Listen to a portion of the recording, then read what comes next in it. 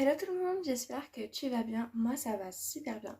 Aujourd'hui on se retrouve pour une toute nouvelle vidéo, j'espère que ça va. Je te l'ai déjà dit mais c'est pas grave. Moi ça va, je sors de la douche comme tu peux le voir, j'ai les cheveux mouillés. Donc aujourd'hui on va se retrouver pour faire une petite vidéo où on parle ensemble. Enfin je vais raconter un peu ma vie. Et puis je vais aussi vous raconter un peu mes vacances. Et puis vous dire comment c'est dans ma vie. Voilà. Donc pour ceux qui m'ont jamais vu les cheveux détachés, bah voilà. Même si vous m'avez jamais vu les cheveux détachés, c'est que vous n'êtes pas les vrais. Parce que j'ai déjà fait plusieurs vidéos avec les cheveux détachés. Donc voilà quoi je ressemble avec les cheveux détachés. Hop. De dos, ça fait ça. Bref, je pense que vous en foutez. Enfin bref, juste avant de commencer, du coup, n'hésite pas à t'abonner, à liker, à commenter, à partager et à activer la petite cloche de notification. Ça fait toujours trop plaisir. Sur ce, je te fais plein de gros bisous et à tout de suite.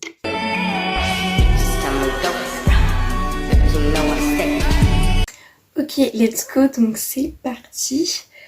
Donc déjà, qu'est-ce que je peux vous raconter? Donc on va se mettre en mode chill. Donc qu'est-ce que je peux vous raconter sur ma vie? Je sais pas. Qu'est-ce que je peux vous raconter sur ma vie? Déjà, j'ai une sœur.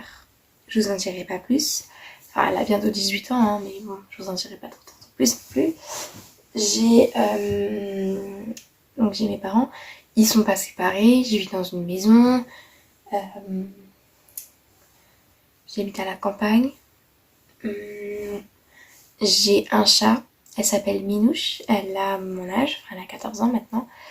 Elle va avoir 15 ans. Ouais, parce qu'elle est de début d'année, elle est de janvier. Donc en fait, elle a l'âge. C'est une 2008. Enfin, c'est une 2008. Entre guillemets. C'est une 2008 comme moi. Parce que je sais qu'en fait, mes parents ont eu le chat en même temps de m'avoir. C'est compliqué, mais c'est comme ça. On va dire, on est né avec à peu près 10 mois d'écart. Mais bon, on a que 10 mois d'écart. C'est une 2008, je suis une 2008. Donc bref, voilà. Voilà. Qu'est-ce que je peux vous dire d'autre? J'ai un tonton qui habite aux États-Unis. Donc je voyage très souvent aux États-Unis. Je vous mettrai des photos ici de moi aux États-Unis, juste là. Voilà. Donc en fait j'ai été beaucoup de fois aux États-Unis. J'ai été peut-être 10 fois, quelque chose comme ça. Je vais vous dire tous les voyages que j'ai fait. Et peut-être qu'à chaque fois j'essaierai, j'ai bien dit, j'essaierai de mettre une photo de mon voyage juste là. Donc, c'est pour ça que je me décale un petit peu. Donc, on va faire un peu dans l'ordre. Enfin, j'ai pas vraiment d'ordre, mais on va quand même faire comme je peux faire dans l'ordre. Donc, j'ai du coup fait les États-Unis une dizaine de fois. J'ai fait le Portugal 2 fois. J'ai fait l'Espagne 3 fois. J'ai fait un petit bout de l'Italie, genre pendant même pas 2-3 jours. J'ai fait un tout petit bout de la Suisse, mais genre même pas pareil, même pas un jour j'y suis allée. J'ai fait la Bulgarie pendant 2 semaines. Je suis allée à Sofia. J'ai fait quoi d'autre comme pays? J'ai fait Marrakech. J'ai fait Dubaï. J'ai fait quoi d'autre? Bon après je parle pas des voyages que j'ai fait en France parce que sinon c'est interminable étant donné que je pars à toutes les vacances dans des endroits différents. Et enfin là c'est la deuxième fois que je vais à cette maison là parce qu'on adore cette ville, on n'avait pas eu le temps de tout faire la dernière fois donc voilà. Mais j'ai fait plein d'endroits en France. J'ai fait la mer, j'ai fait la montagne, j'ai fait la ville, j'ai fait la campagne, j'ai fait vraiment tout plein de choses. J'ai fait presque toute la France, on va dire. Je suis allée à Bordeaux, je suis allée au sud, je suis allée au centre, je suis allée à l'est, je suis allée en Bretagne, j'ai fait le nord, je suis au nord. J'ai fait Paris, j'ai fait plein de choses, vraiment plein de choses. Mais voilà. Et puis, Paris, j'y suis allée récemment quand même. Vous allez dire ouais, t'as été 10 fois aux États-Unis mais t'as jamais fait Paris, c'est la capitale, patati patata. Mais faut savoir en fait que nous, mes parents préfèrent aller dans des pays étrangers que pendant un certain temps que les villes genre Paris, etc. etc. Parce qu'il faut dire que ma mère en a marre de Paris.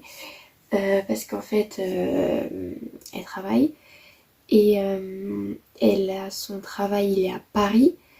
Et du coup, en fait, elle prend les transports, sauf qu'elle se réveille à 5 heures. Elle se réveille à 5 heures pour partir vers 6h30, 7 heures, ça dépend. Et elle rentre vers 20h30 ou 19h30. Ça dépend des trains qu'elle arrive à voir ou qu'elle prend, etc. etc. Et donc c'est très dur parce qu'elle a plus de 2 heures de transport à chaque fois. Donc en fait, faut se dire, entre 5h30, enfin, elle part du coup à 6h30, 7h, et elle revient à 20h, on va dire 20h en général. Et bah son travail, il fait juste 8h, midi, 13h, 17h30, 17h30. Donc ouais, c'est assez compliqué, puis elle a beaucoup de transport, puis du coup il y a énormément de monde à Paris. Donc elle a fait, si vous voulez, elle fait tout le temps Paris, donc elle en a marre. Donc on essaye de pas aller à Paris, puis même si je voudrais aller à Paris plusieurs fois. J'y suis déjà allée 2-3 fois, on va dire ça comme ça. Ouais. Donc voilà. Qu'est-ce que je peux vous dire d'autre sur ma vie? Elle est pas passionnante, hein. J'ai vécu plusieurs décès dans ma famille, dont 2 qui m'ont été très marquants. Et les 2, je m'en suis toujours pas remise. Pourtant, il y en a un qui date de 5 ans et il y en a un qui date de 2 ans. 2020-2022. C'est ça, ouais, 2 ans. Donc, voilà. Il y a 5 ans, il y a mon tonton qui est décédé. Il avait un cancer au poumon. Pourtant, il fumait pas. Comme quoi, peu importe ce que vous faites dans votre vie, vous pouvez avoir des cancers au poumon. Sauf que le cancer s'est transformé en cancer généralisé. Donc si vous savez pas ce que c'est, bah en fait c'est un cancer qui se transforme dans tout le corps. Donc vous avez à la fois un cancer des poumons, un cancer des intestins, un cancer des machins. Donc vous avez tout type de cancer à la fois, un cancer généralisé justement. Et il est resté plusieurs mois à l'hôpital jusqu'à... En fait il en est devenu fou. Il voyait des choses dans sa chambre. Il prenait les médecins pour des assassins. Enfin, c'était horrible. Et voilà. Et à un moment, du coup, on le nourrissait par des tubes, tellement c'était compliqué. Et faut savoir que j'ai pas pu le voir à l'hôpital. Parce que bah, j'étais jeune. J'avais quoi? J'avais peut-être 8 ans, grand max. 8-7 ans, 7-8 ans. Du coup, j'étais trop jeune pour voir quelqu'un dans cet état-là. Mais j'ai vu quelques vidéos et quelques photos. Et surtout, mes parents et mes grands-parents m'ont raconté. Mais...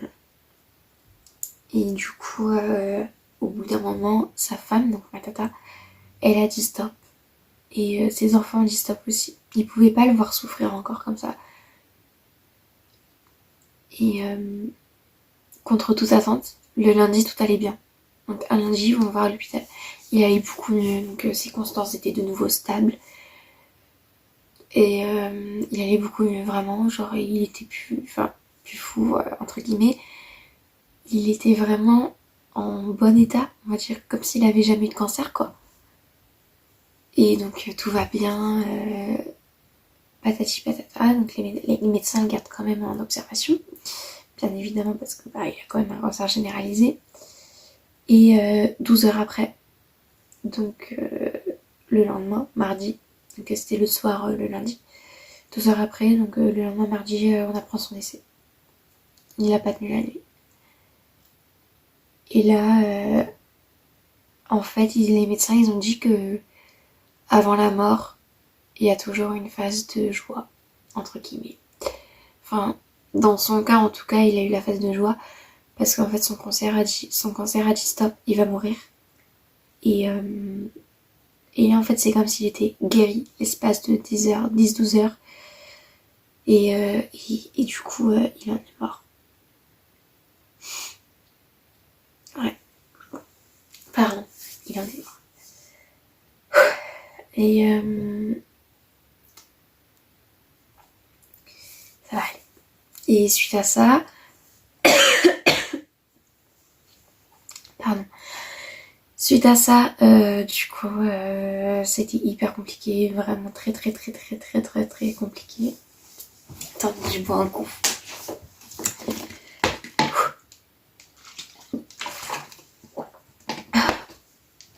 Ça a été compliqué. Et là, on nous a annoncé qu'il n'y avait pas d'enterrement, qu'il n'allait pas être enterré et qu'il allait être brûlé et jeté après. Et moi, pour moi, dans ma tête, c'était la douche froide. Parce qu'en fait, ça faisait plusieurs mois que je l'avais pas vu, que je savais qu'il souffrait et que je voulais le voir au moins une dernière fois et que j'ai pas pu lui dire au revoir. Donc, ouais, j'ai pas pu lui dire au revoir. Ouais. Mais bon, c'est la vie. S'il est mort aussi jeune, c'est que il devait mourir. Bref, passons à autre chose. Et donc du coup, il a été brûlé et étant jugé trop jeune, mes parents n'ont pas accepté que je vienne et ils ont dispersé les cendres dans son lac favori parce que en fait, tous les étés et tous les hivers, il allait à un lac. Je vais pas vous dire lequel. Et donc, suite à ça, ses enfants, sa famille, enfin notre famille du coup, ses enfants, sa femme, etc. sont allés à ce lac et ont dispersé les cendres dedans. Voilà.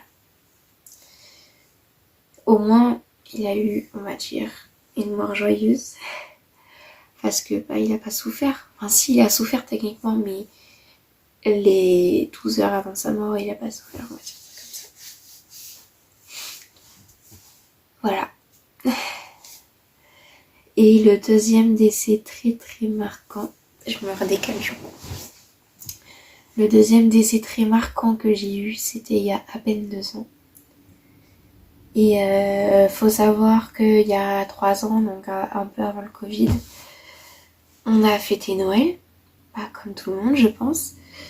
Et là j'étais chez ma tata. Donc il y avait ma tata, son mari, ses 2 enfants, moi, ma soeur, mes 2 parents. Mon autre tata, son mari, à l'époque elle avait pas encore ses enfants. Donc on était déjà 10 et mon arrière-grand-mère. Donc on était 11. Je recompte dans ma tête. Et mes 2 grands-parents. Donc ça fait 13. On était 13. Ouais, ça correspond. On était 13. Et tout va bien, on passe Noël ensemble, patati patata.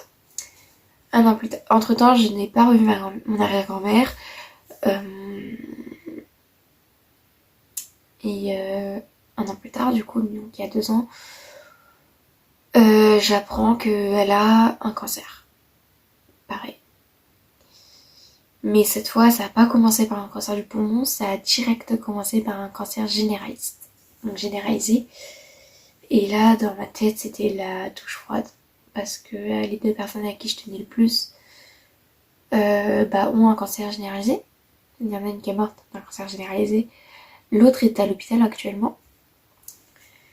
Et donc là, on avait pris rendez-vous à l'hôpital pour la voir, tout simplement. Donc un week-end. Donc on devait partir le dimanche matin, arriver le midi, la voir tout l'après-midi, profiter avec elle peut-être de nos derniers moments.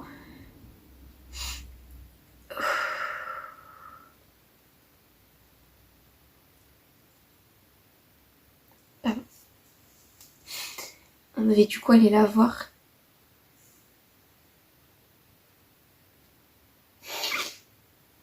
Pardon.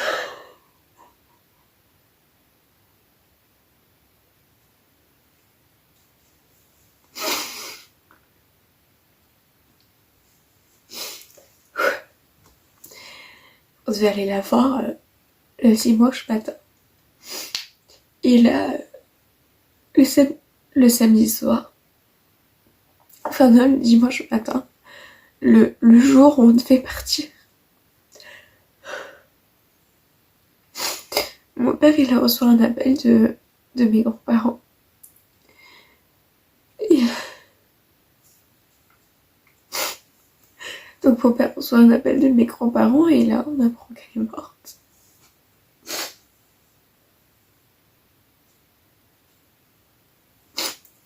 Et qu'elle a pas passé la nuit.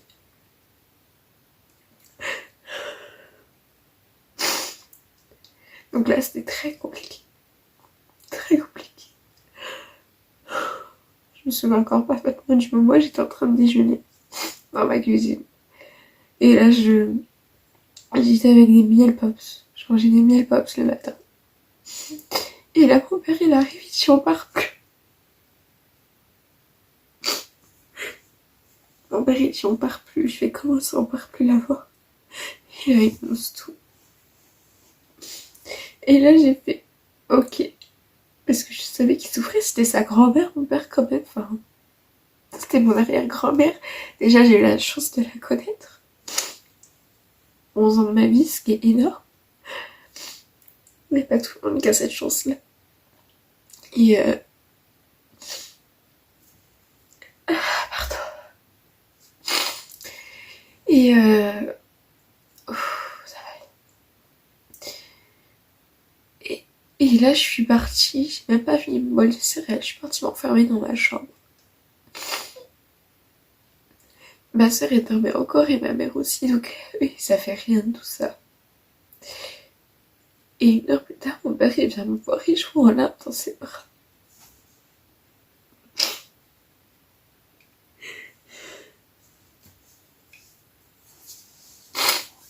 C'était très compliqué.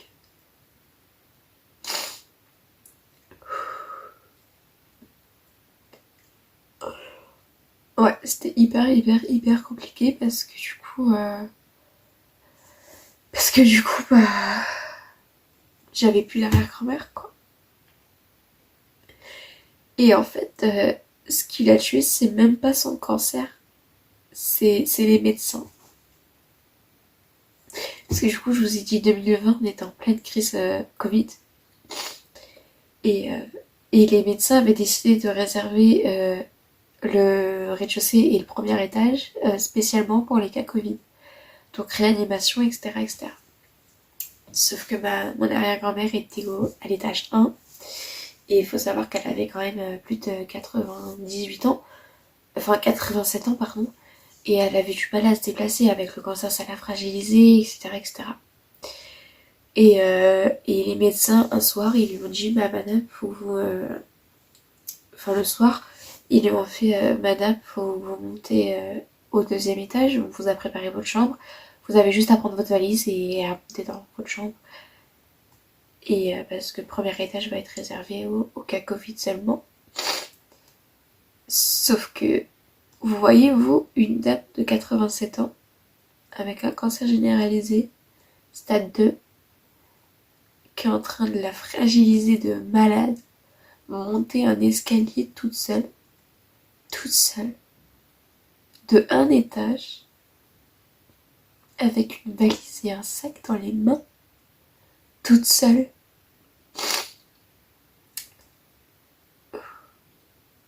Et en fait, elle a pas réussi. Et elle est tombée dans l'escalier. Et c'est ce qui a causé sa mort. C'est même pas le cancer en soi. C'est juste une faute des médecins.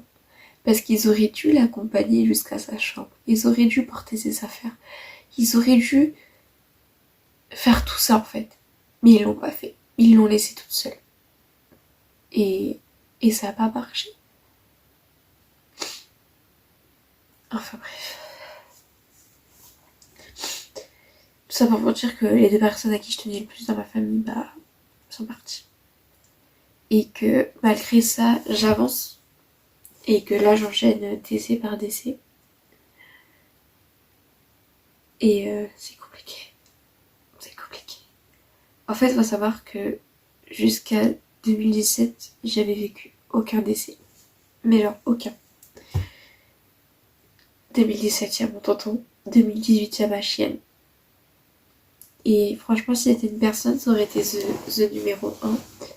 Je vous mettrai une photo de ma chienne. C'était un berger allemand. Ça s'appelait Framboise et elle est morte vieillesse. Elle avait 17 ans. C'est énorme pour un chien. Surtout pour un berger allemand. Et d'un côté, j'ai pas pu lui dire au revoir. Parce que c'était un soir, en fait, on regardait la télé et ma mère dit les filles, Framboise, elles respirent bizarrement. Demain, on l'emmène chez le vétérinaire. Donc mon père, le lendemain matin, l'emmène chez le vétérinaire. Et là, le vétérinaire, il dit non, mais c'est fini. Donc soit je la pique. En fait, quoi qu'il arrive, je la piquerai. L'option 1, c'est je la pique et elle meurt sans souffrir, sans... en silence, enfin dire en joie. Ou soit je la pique et pendant 4 jours, elle va se battre et elle risque elle va se battre et elle risque de souffrir quoi. Et elle va vomir, etc., etc. Mais au moins, vos enfants pourraient lui dire au revoir. Mon père, il a appelé ma mère dans notre dos. Enfin, dans notre dos, sans nous en parler avant. Et ma mère, elle a dit non, je veux pas qu'elle souffre.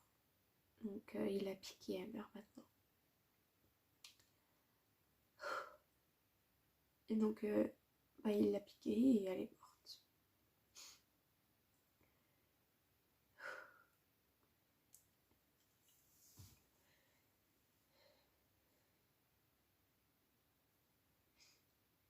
En 2018, j'ai un tonton éloigné.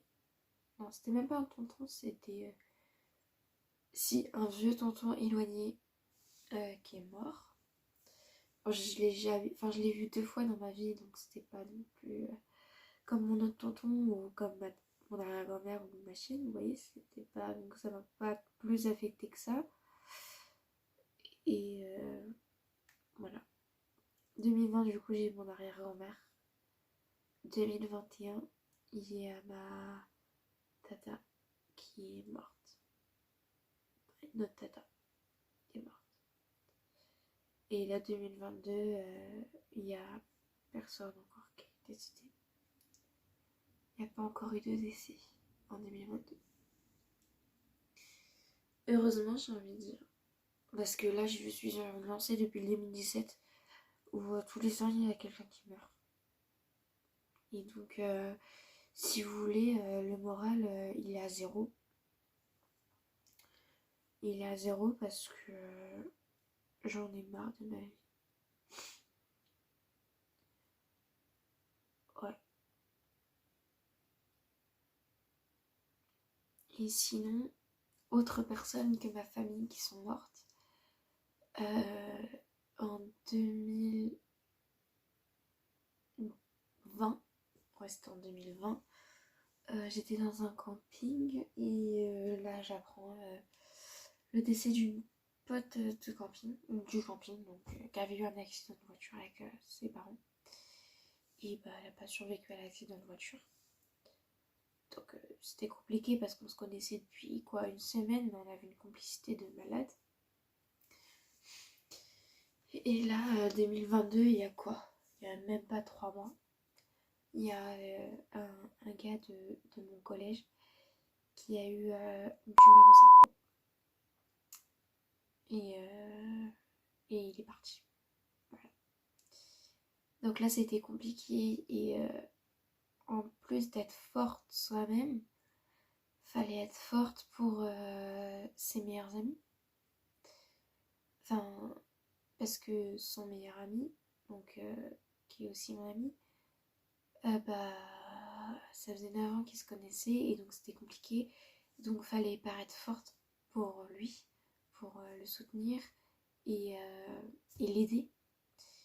Et pareil, d'autres amis comme ça, à lui, en fait, fallait quand même être forte pour eux, quoi. Fallait être forte pour eux, ouais. Parce que, j'estime en fait que le bonheur de mes amis passe avant le mien. Et que du coup, je vais être forte pour eux. Voilà, c'est tout ce que je peux vous dire. Bref, arrêtons. Donc c'était une vidéo plutôt négative, je trouve. Enfin bref. Donc ça va être la fin de la vidéo.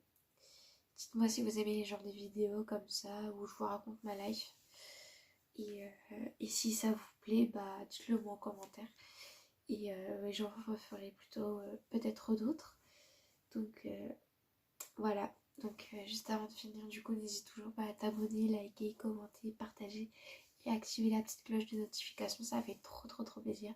Sur ce, je te fais plein de gros bisous et je te dis à la prochaine peut-être. Bisous.